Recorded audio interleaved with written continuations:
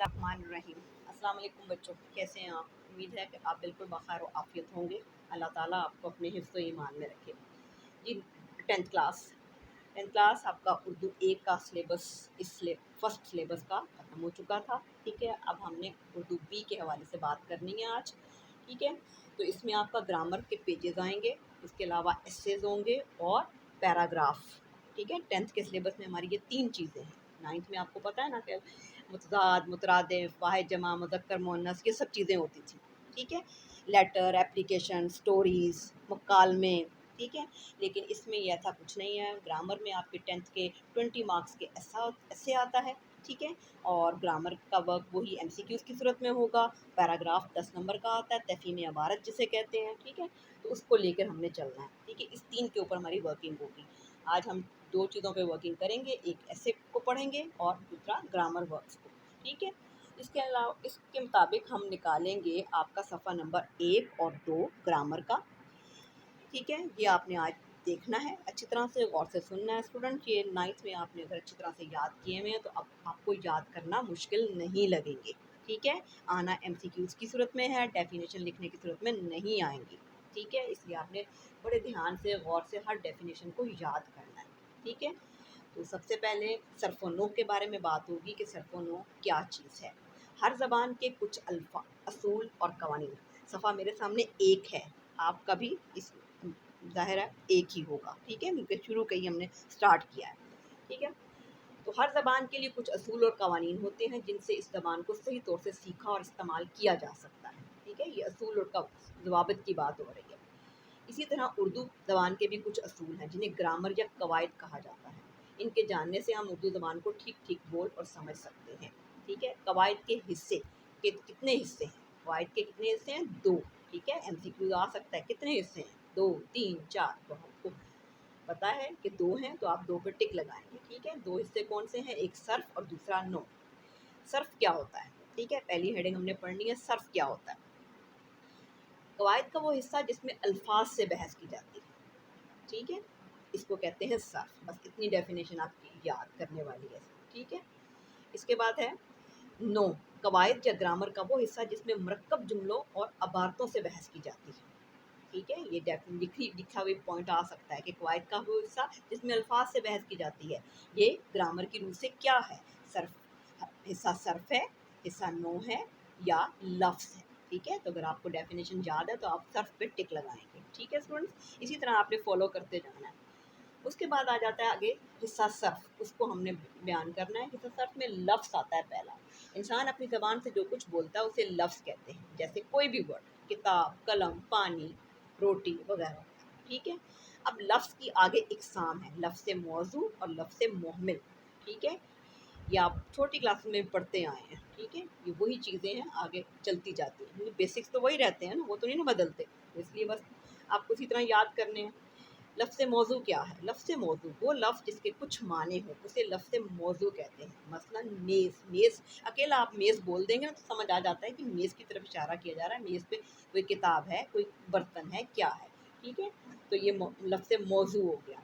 उसके बाद लफ्ज़ मोहमिल है वो लफ्ज़ जिसके कुछ माने ना हों, जैसे वक़ाफ़, बोटी, बाना। इनके कोई मतलब नहीं है। किसी आप लफ्ज़ कोई भी डिक्शनरी उठा कर देख लें, आपको इन अल्फाज के कोई माने नहीं। जिन अल्फाज के कोई माने नहीं होते वो क्या है? लफ्ज़ मोहमिल। ठीक है, आगे फिर लफ्ज़ मौजू की किस्में आ जाएंगी। किस्में क्या हैं? कलमा और कलाम। ठीक है, 2 किस्में। ठीक है, कलमा क्या होता है? अकेले बामाने लफ्ज़ को कलमा कहते हैं, जैसे मस्जिद, आया, घर। ठीक है, ये बामाने लफ्ज़ है। ठीक है, इससे हमें फ़ौरन पता चल जाए मस्जिद से मुराद मस्जिद, मस्जिद में जाना, मस्जिद में आना, मस्जिद में नमाज़ पढ़ना, घर में बैठना, उठना। ठीक है, एक मुकम्मल लफ्ज़ है ये, उसे कलमा कहते हैं। और कलाम 2 या 2 से ज़्यादा बामाने लफ्ज़ों के मजमूए को कलाम या मुरक्कब कहते हैं। ठीक है, जैसे नेक लड़का, ताहिर नेक है। ठीक है, ये 2 लफ्ज़ जोड़कर एक पूरा मुकम्मल जुमला बना या मजमुआ बना तो उसे मुरक्कब कहते हैं। ठीक है जी, उसके बाद आता है कलमे की इकसाम। आप पहली डेफिनेशन जो कलमा थी उसकी आगे मज़ीद इकसाम, इसम, फ़ेल, हर्फ। ठीक है, इसम वो कलमा जो किसी शख्स या चीज़ या जगह का नाम हो या उसकी कैफियत को ज़ाहिर करे, जैसे महमूद, लाहौर, पंखा, ये सब। ٹھیک ہے. اس کے بعد ہے فعل، وہ فعل جس سے کسی کام کا کرنا یا ہونا معلوم ہو یا پایا جائے، جیسے آیا، جاتا تھا. اس میں کام کا کرنا پایا جا رہا ہے کہ وہ گیا، ٹھیک ہے، وہ آیا، یہ کام کا کرنا پایا گیا. اس کے بعد ہے حرف، وہ کلمہ جو اکیلا تو کچھ معنی نہ دے لیکن دوسرے کلمات کے ساتھ مل کر معنی دے اور ان میں تعلق بھی پیدا کرے. جیسے میں گھر سے مسجد تک گیا، اس میں سے اور تک دو حروف ہیں، یعنی کہ لفظوں کو لفظوں کو ملانے کے لیے جو درمیان میں ورڈ ہم یوز کرتے ہیں اسے حرف کہتے ہیں. ٹھیک ہے اسٹوڈنٹس، اب صفحہ نمبر 2 پہ آئیے گا. ٹھیک ہے، صفحہ نمبر 2 پہ ہمارے سامنے اسم کی اقسام آ جاتی ہیں. ٹھیک ہے، اسم کی اقسام 2: اسم ذات، اسم صفت. اسم ذات کیا ہوتا ہے؟ وہ اسم جو کسی وجود اور حقیقت کو ظاہر کرے. ٹھیک ہے، قلم کے وجود کو ظاہر کیا، حقیقت کی، قلم ہے، دیوار ہے، محمود لڑکا ہے. ٹھیک ہے. اس کے بعد اسم صفت، وہ اسم جو کسی کی اچھی یا بری حالت ظاہر کرے، جیسے نیک لڑکی، تیز لڑکا. یہاں نیک اور تیز اسم صفت ہیں. ٹھیک ہے، دونوں طرف اچھائی یا برائی بیان کرنا اسم صفت کہلاتا ہے. آگے ہے جی اسم کی استعمال کے لحاظ سے قسمیں: اسم معرفہ اور اسم نکرہ. ٹھیک ہے، یہ بچپن سے بچے آپ پڑھتے آ رہے ہیں، اس لیے مشکل نہیں ہے، اس لیے آپ نے دھیان سے اس کو غور سے سنتے رہنا ہے. اسم معرفہ، وہ اسم جو کسی خاص چیز، شخص یا جگہ کے نام کو ظاہر کرے، جیسے کوہ ہمالیہ، بانگ درا، لاہور. ٹھیک ہے، خاص جگہ. بانگ درا ایک ہی کتاب ہے، اس جیسی اور کوئی نہیں. ٹھیک ہے، کوہ ہمالیہ ایک ہی پہاڑ ہے، لاہور کا شہر ہمارا ایک ہی ہے. ٹھیک ہے، تو یہ کسی خاص محمود، ایک خاص بندے کا نام. ٹھیک ہے، ایک ہر بندے ہر کسی کو تو نہیں نا محمود کہتے رہیں گے ہم. ٹھیک ہے نا، اسپیسیفک نیم ہے اس کا. اس کے بعد ہے جی اسم نکرہ، وہ اسم جو کسی عام چیز یا شخص کے نام کو ظاہر کرے، جیسے پہاڑ، ہر پہاڑ کو پہاڑ ہی کہیں گے نا. کتاب، ہر کتاب کو کتاب ہی کہیں گے. شہر، آدمی. ٹھیک ہے. اس کے بعد ہے اسم معرفہ کی اقسام: اسم علم، اسم ضمیر، اسم اشارہ، اسم موصول. ٹھیک ہے، 4 ہیں اسم معرفہ کی اقسام. اسم علم کیا ہے؟ وہ اسم جو کسی شخص کے خاص نام کو ظاہر کرے، جیسے شاعر مشرق، غالب، مٹھو، ابن قاسم، شمس العلماء وغیرہ. ٹھیک ہے، یہ خاص نام کو ظاہر کر رہے ہیں. ٹھیک ہے، شاعر مشرق، علامہ اقبال ایک ہی ہیں. ٹھیک ہے، تو خاص ہو گئے نا. اس علم کی اقسام کیا ہے آگے؟ خطاب، لقب، تخلص، کنیت، عرف. ٹھیک ہے. کتاب، وہ اسم معرفہ جو کسی خوبی کی وجہ سے حکومت کی طرف سے دیا جاتا ہے، جیسے رستم زماں، شمس العلماء، خان بہادر. ٹھیک ہے، رستم زماں بہت مشہور پہلوان تھے جنہیں خطاب دیا گیا حکومت کی طرف سے. اس کے بعد ہے لقب، وہ اسم معرفہ جو کسی خوبی کی وجہ سے قوم کی طرف سے دیا جائے، جیسے موسیٰ، کلیم اللہ. ٹھیک ہے، حضرت موسیٰ علیہ السلام کو کلیم اللہ کا لقب دیا گیا. ٹھیک ہے، عیسیٰ کو روح اللہ کے، اللہ کی روح ہے ان میں. ٹھیک ہے، قائد اعظم، قوم نے خطاب دیا. عظیم لیڈر، قائد ملت. ٹھیک ہے، قائد ملت کا قائد. ٹھیک ہے، یہ رانا لیاقت علی خان کو خطاب دیا گیا، لقب دیا گیا قوم کی طرف سے. ٹھیک ہے. اس کے بعد ہے یہ تخلص، وہ مختصر نام جو شاعر حضرات اپنے اشعار میں استعمال کے لیے رکھ لیتے ہیں، جیسے ابراہیم ذوق، اسد اللہ خان غالب. ٹھیک ہے، تو یہ غالب، ذوق، حالی، یہ سب ان کے تخلص ہیں. پھر ہے جی کنیت، وہ اسم ہے جو ماں باپ، بیٹے یا کسی تعلق کی وجہ سے پکارا جائے، جیسے ابن خطاب، ابن مریم، ابو القاسم، ابو تراب. ٹھیک ہے، یعنی کہ ماں یا باپ کی وجہ سے انہیں ابن مریم، مریم کا بیٹا. ٹھیک ہے، ابن خطاب حضرت عمر فاروق رضی اللہ تعالیٰ کا بیٹا. ٹھیک ہے. اس کے بعد ہے اسم عرف، وہ اسم جو یا تو والدین بچپن ہی سے بچے کا پیار سے ایک نام رکھ دیتے ہیں، یا اصل نام بگڑ کر یا پھر کسی انسانی خوبی یا نقص کی وجہ سے اس کا کوئی اور نام مشہور ہو جاتا ہے، جیسے پپو، مٹھو، چندا، مون. ٹھیک ہے، یہ یعنی کہ بگڑے ہوئے نام یا کہہ لیں پیار سے نام دیے جاتے ہیں، تو یہ وہ عرف کہلاتے ہیں. پھر ہے جی اسم ضمیر. اسم ضمیر کو ہم ابھی یہاں چھوڑ دیتے ہیں، یہ انشاءاللہ جب اگلا سلیبس آئے گا تو اس کے ساتھ اس کو کنٹینیوسلی پڑھیں گے. ٹھیک ہے، کیونکہ اس کے پھر آگے اقسام بھی ہیں تو وہ ہم بعد میں پڑھ لیں گے. ٹھیک ہے، تو آپ نے عرف تک اپنی اس کو یاد کرنا ہے. ٹھیک ہے، میں نے اسی وجہ سے تھوڑا زیادہ پڑھا دیا ہے کہ یہ آپ 9th میں پڑھ چکے ہو، اس لیے مشکل نہیں ہے، آپ نے اس کو آسانی سے یاد کرنا ہے. ٹھیک ہے. اس کے بعد آپ کا ہے ایک ہم ایسے آج پڑھ لیتے ہیں تھوڑا سا. ٹھیک ہے، ایسے کی بھی امپورٹنٹ باتیں آپ کو پتہ ہونی چاہیے. ٹھیک ہے، کہ ٹاپک کو دیکھتے ہوئے ہم نے اس کے مواد کو پہلے ذہن نشین کرنا ہے. ٹھیک ہے، اپنے لیے رف پہ ہیڈنگز لکھ لیں کہ میں نے اس موضوع پہ اس میں بات کرنی ہے. ٹھیک ہے، ये आपने रफ पे अपना माइंड बनाना है, ठीक है, वहाँ लिखे जाते हैं, क्योंकि मजमून जो है हेडिंग के साथ नहीं लिखा जाता, पैराग्राफ की सूरत में लिखा जाता है, ठीक है। ये 20 मार्क्स का आपका 10th में मजमून आता है। तो इसके लिए भी कुछ टेक्निकल पॉइंट्स इस तरह ही हैं, पैराग्राफ की सूरत में लिखना है आपने, बिल्कुल एक सीक्वेंस में नहीं कि बस लिखते जा रहे हैं, पैराग्राफ बनाने हैं, ठीक है। और उसकी अहम बातों को नोट करके अपने पास ज़हन में बना लेते हैं, या आपके जो पेज पास पड़ा हो कोई भी, उस पर रफ पे पॉइंट लिख लें, ठीक है। तो उसके मुताबिक आप उनको हर पैराग्राफ को उसके ऊपर लिखते जाते हैं, ठीक है। मज़मून बहुत सारी किस्मों के होते हैं, कुछ अदबी होते हैं, कुछ अखलाकी होते हैं, कुछ माशरती, सवानी, सियासी, सब किस्म के होते हैं, ठीक है। तो ज़मज़म आज का जो टॉपिक है आपका ज़मज़म। ज़मज़म से नाम पढ़ते ही हमारे जहन में ज़मज़म पानी आ जाता है, मुक़द्दस पानी, शीरी पानी, ठीक है, जो कि सऊदी अरेबिया में उसके हमें मिलता है। जब उम्रा और हज के लिए लोग जाते हैं तो वहाँ से फिर लेकर आते हैं, मुक़द्दस पानी है, शिफा ही शिफा है, ठीक है। इसको पीने से आपकी बीमारियाँ, आपको सुकून मिलता है, ठीक है।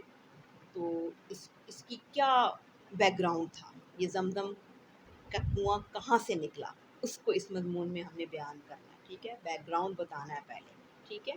तो इसके मुताबिक मैं पढ़ती हूँ। स्टूडेंट्स देखिएगा, इसमें अपने अल्फाज में आपने लिखना है, बात को पहले गौर से पढ़ लेना है, 2-3 दफ़ा मज़मून को पढ़ें, फिर उसे अपने अल्फाज में लिखने की कोशिश करनी है आपने, ठीक है।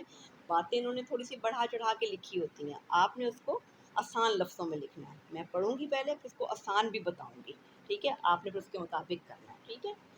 तो आप मेरे साथ फॉलो करें। 79 पेज है ज़मज़म, ठीक है। आपके पास हो सकता है पेज थोड़ा डिफरेंट हो, ठीक है, क्योंकि बताया है कि अशात बुक्स की डिफरेंट हैं, कोई 2019-20 की है, कोई 2017-18 की होगी किसी के पास। तो अपना टॉपिक आपने निकालना है कि ज़मज़म का ऐसे हमने पढ़ना है, ठीक है जी। 79 पेज। आज से हज़ारों साल पहले की बात है कि जहाँ आज मक्का मुकरमा का मुतबर्रक शहर आबाद है, यानी कि बहुत ही इज़्ज़त वाला शहर, वहाँ रेत और सड़ी हुई पहाड़ियों के सिवा कुछ ना था, ठीक है। दूर दूर तक किसी जानदार का गुमान तक ना था, ठीक है, यानी कि जानदार नज़र नहीं आता, सिर्फ पहाड़ियाँ थी, ठीक है। इसी ज़माने में हज़रत इब्राहीम अलैहिस्सलाम अपनी बीवी हाजरा और अपने नन्हे चंद रोज़ा बच्चे को यहाँ लेकर आए और उन्हें अल्लाह ताला के हुक्म के मुताबिक यहाँ छोड़कर चले गए, यानी कि अल्लाह ताला की तरफ से उन्हें हुक्म दिया गया था कि अपनी बीवी और बच्चे को इस बयाबान में छोड़ा, ठीक है। मकसद क्या था, ठीक है, इसके पीछे बहुत बड़ा मकसद था, ठीक है, वो हम आगे पढ़ते हैं, आपको पता चल जाएगा। अकेला छोड़ कर आना किसी बच्चे को माँ के साथ क्या होता है, जहाँ पर कोई बंदा ना हो, ना बंदे की ज़ात हो, ना कोई ट्रेन ना प्रेम, सिर्फ जानवर उड़ते हुए नज़र आए, तो ऐसे माहौल में छोड़ कर आना, इसके पीछे क्या वजूहात थी वो हमने पढ़नी। सेकंड पैराग्राफ देखिएगा, आप देखिए पैराग्राफ बन रहे हैं, ठीक है, आपने भी पैराग्राफ बनाने हैं, कभी भी एक सीक्वेंस में मजमून नहीं लिखा जाता, ठीक है। माँ अपने नन्हे शीर खार को लिए एक पहाड़ी की ओट में बैठ गई। शीर खान मीन दूध पीता बच्चा, ठीक है, क्योंकि सिर्फ माँ का दूध पीता है। पहाड़ी की ओट में यानी कि उसके साए में बैठ गई, यानी कि जब हज़रत इब्राहीम अलैहिस्सलाम हज़रत हाजरा को छोड़ के चले गए तो वो क्या है, इतनी तेज़ धूप थी तो वो उसको लेके साए में बैठी। सूरज बुलंद होता गया, धूप की तेज़ी बढ़ती गई, लेकिन जैसे जैसे सूरज बढ़ता जाता है, दिन दिन आगे जाता जाता है, ज़मीन तपी, हवा चली, गर्म लू के भभूके आने लगे, पानी की छागल खुश्क होने लगी और ज़रा सी देर में सूख गई, यानी कि छागल, पानी की एक छागल उनके पास थी। छागल एक वो बनी हुई होती है, उसकी प्लास्टिक की एक बोतल सी होती है, ठीक है, जिसमें पानी जो है वो ठंडा रहता है, लेकिन थोड़ी देर के लिए चलता है, ठीक है। वो कहते हैं वो भी जो है ना, इतनी गर्मी थी कि पानी बार बार पिया बच्चे और उसकी माँ ने, वो ख़त्म हो गई, खुश्क हो गई, ठीक है। माँ बच्चे के होंठ सूखे, फिर ज़बान खुश्क हुई, यानी कि अब ज़ाहिर है पानी ख़त्म हो गया और धूप इतनी तेज़ थी ऊपर, तो उन दोनों की ज़बान और होंठ सूखने लगे। सफ़ा नंबर 80 पे आ जाइए, ठीक है। माँ घबराई, यानी कि माँ ने जब बच्चे को के होंठ सूखे हुए देखे तो वो घबरा गई, ठीक है। नन्ना सिसकने लगा, यानी कि वो प्यास से रोने लगा, सिसकने लगा, रोने लगा। माँ के होश उड़ गए, अपनी प्यास भूल गई, बच्चे की हालत देखकर तड़पी, इधर उधर देखा, रेत के ज़र्रों के सिवा कुछ नज़र ना आया, यानी कि अब वो परेशानी में ना इधर उधर देखती है कि मैं कहीं से मुझे पानी मिल जाए, मैं इस बच्चे को दूँ, ठीक है। ऊपर देखा, आसमान को दूर पाया, यानी कि जब آسمان پہ نگاہ چڑھاتی ہے تو وہاں پر بھی اسے یعنی کہ طلب کر رہی ہے پانی کی کہ مجھے کہیں سے مل جائے. نیچے دیکھا زمین کو تندور پایا، یعنی کہ زمین کیا تھا، گرم تھی بالکل. تندور پایا مین زمین. اب یہ اپنے الفاظ میں آپ لکھیے گا، یہ تندور وغیرہ کا ورڈ لگانے کی ضرورت نہیں ہے.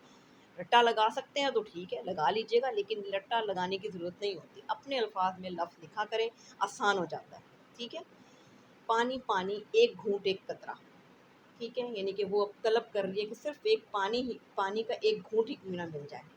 ٹھیک ہے، ایک قطرہ کیوں نہ مل جائے، میرے لیے نہیں میرے بچے کے لیے. یعنی کہ وہ اپنے کہتی ہے میں اپنے بچے کے لیے مانگ رہی ہوں، مجھے ایک قطرہ پانی مل جائے. شیر خوار اسماعیل علیہ السلام کے لیے ابراہیم کے خدا اس جنگل میں، اس بیابان میں، اس ریگستان میں آگ کو گلستان بنانے والے، اس آگ کے دریا میں پانی کا چشمہ بہا. یعنی کہ وہ خدا سے دعا کر رہی ہے کہ اس شیر خوار دودھ پیتے اسماعیل کے لیے ابراہیم علیہ السلام کے خدا اللہ تعالیٰ کو مخاطب کرتے ہوئے کہتی ہے. ٹھیک ہے، آپ دیکھیں نا مخاطب کیا نا اس نے تو ہائفن لگا ہوا ہے. آپ نے بھی یہ چیزیں یاد رکھنی ہیں. ٹھیک ہے، مخاطب کیا تو اس نے ہائفن لگایا، آپ نے بھی لگانا ہے. ٹھیک ہے. اور اگر 2-3 باتیں دیکھیں بیان ہو رہی ہے، اس جنگل میں کوما لگا رہی ہیں، اس بیابان میں کوما لگ رہا ہے، اس ریگستان میں کوما لگ رہا ہے. ٹھیک ہے. تو پھر اور گلستان بنانے والے، پھر مخاطب کیا اس نے، پھر اس نے ہائفن لگایا. ٹھیک ہے، آپ نے ہائفن لگایا. اس آگ کے دریا میں پانی کا چشمہ بہا. یعنی کہ وہ کہتے ہیں کہ اتنی گرم زمین ہے، اس میں چشمہ بہا دے پانی کا، میرے ننھے کو ایک پانی کا قطرہ عطا فرما. اللہ میاں مجھے اپنی جان کی پرواہ نہیں، اس ننھی جان پر کرم فرما. یعنی کہ وہ بڑی گڑ گڑا کر دعا مانگ رہی ہے خدا سے. ٹھیک ہے. اب اگلا پیراگراف دیکھیے. پہلا اس سے اگلا پچھلا پیراگراف تھوڑا بڑا تھا، اب چھوٹے پیراگراف بھی آ رہے ہیں. کوئی چھوٹا پیراگراف بنائیے گا، کوئی بڑے بنائیے گا. ٹھیک ہے. اسی طرح سیکوینس رہتا ہے ایسے کا. بچہ پیاس سے بے ہوش ہو چکا تھا. یعنی کہ نڈھال ہو گیا نا، بالکل اس میں جان نہ رہی. کبھی کبھی ٹانگیں ہلا دیتا، یعنی کہ تھوڑی سی اس کی زندگی کی رمق اس میں آتی تھی، وہ ٹانگ ہلاتا تھا. ماں نے اپنے منہ سے لعاب نکال کر اس کے منہ میں ڈالا. لعاب مین جو تھوک بنتا ہے ہمارے منہ میں، وہ پھر اس کے منہ میں ڈال رہی ہے. ماں ہے نا، اس تکلیف دیکھی نہیں جا رہی اس سے، تو وہ اپنے لعاب نکال کر اس کے منہ میں ڈالتی ہے. پھر دن کی تمادت ختم ہو تو زندگی کی امید پیدا ہو. تمادت مین گرمی، کہ گرمی ختم ہو تو شاید پھر زندگی نظر آئے. ذرا دیر کو بچے کی سانس کی حالت ٹھیک ہوتی، پھر وہی خشکی رگیں تک خشک کر دیتے. یعنی کہ پھر دوبارہ اس کی رگیں دھندلی کو خشک ہو جاتی، نظر آتی اس کی کہ وہ پانی کے لیے بےتاب ہے. اگلا پیراگراف دیکھیے. آخر بچے کی حالت نازک ہو گئی. ٹھیک ہے. ماں دیکھ نہ سکی، مستربانہ اٹھی، یعنی کہ پریشانی میں بے چین ہو کر اٹھی. بچے کو زمین پر لٹایا، مردہ پہاڑی پر چڑھی، بےتابی سے ادھر ادھر دیکھا، پانی کا نشان تک نہ پایا. پھر صفا کی پہاڑی کی طرف بھاگی، ساتھ ساتھ بھاگتی جاتی اور ساتھ ساتھ بچے کی طرف دیکھتی جاتی کہ کوئی درندہ نقصان نہ ہو جائے. ٹھیک ہے. یہ صفا اور مروہ کی پہاڑی تھی. ٹھیک ہے، جس پہ ہم حج کرنے جاتے ہیں تو پھر چکر لگائے جاتے ہیں 7. تو یہ 7 چکر اس سے ہے. ٹھیک ہے، کہ حضرت حاجرہ نے 7 چکر لگائے تھے اپنے بچے کے پانی کی طلب کے لیے. ٹھیک ہے. اس کے بعد دیکھیے اب ماں کی بے تابی کی حد نہ تھی، وہ بے تاب تھی. وہ ہر طرف مایوسی کے سائے پھیلے ہوئے تھے. کبھی بچے کو دیکھتی، کبھی آسمان کی طرف نظر اٹھاتی، مگر ناکام واپس آتی. اسی طرح پہاڑیوں پر دوڑ رہی تھی کہ 6 پھیرے مکمل ہو گئے. ٹھیک ہے. 6 پھیرے وہ مکمل کر لیتی ہے پانی کی تلاش کے لیے. 7ویں مرتبہ اللہ سے دعائیں کرتی ہوئی دوڑی اور واپس آئی تو دیکھا بچے نے بے تابی سے جہاں ایڑیاں ماری اور رگڑی تھی، وہاں سے پانی کا چشمہ پھوٹ پڑا. ٹھیک ہے. یعنی کہ اللہ تعالیٰ کی شان قدرت کہ وہاں سے پانی، جبکہ وہ جنگل بیابان تھا، ریگستان کا علاقہ تھا، وہاں پانی کا کوئی عمل دخل نہیں تھا، لیکن اللہ تعالیٰ کی قدرت سے وہاں پانی کا چشمہ نکل آیا. ٹھیک ہے.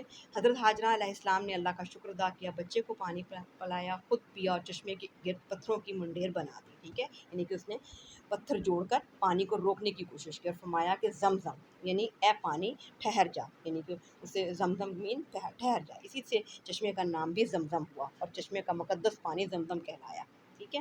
یعنی کہ اس جگہ کا نام انہوں نے زمزم پانی کو روکنے کے لیے کہا، تو وہیں سے پھر پانی کا چشمہ زمزم کہلایا. دنیا بھر کے مسلمانوں کے لیے شفا کا پیغام لایا. عرب کے بدو پانی کی تلاش میں ریگستان کے ذرے ذرے کا منہ دیکھتے ہیں. ٹھیک ہے. یعنی کہ پانی کی تلاش میں جگہ جگہ جایا کرتے تھے. ایک بدو نے پانی پایا تو حضرت حاجرہ علیہ السلام سے پانی پینے اور اپنے اونٹ کو پانی پلانے کی اجازت مانگی. آپ نے بڑی خوشی سے اجازت دی اور آخر کار وہ خیمہ لگا کر بیٹھ گیا. یعنی کہ اس طرح سے لوگ آتے رہے، پانی جو مل گیا ان کو، اور اپنی پیاس بجھاتے رہے. پانی بڑے زوروں میں نکلتا رہا، بڑھتا رہا، پھلتا رہا. صحرائی بدو آتے گئے اور اجازت پا کر چشمے کے گرد آباد ہوتے گئے، حتیٰ کہ پہلے خیموں کا شہر بسا، پھر پتھروں کے مکانوں کا شہر آباد ہوا.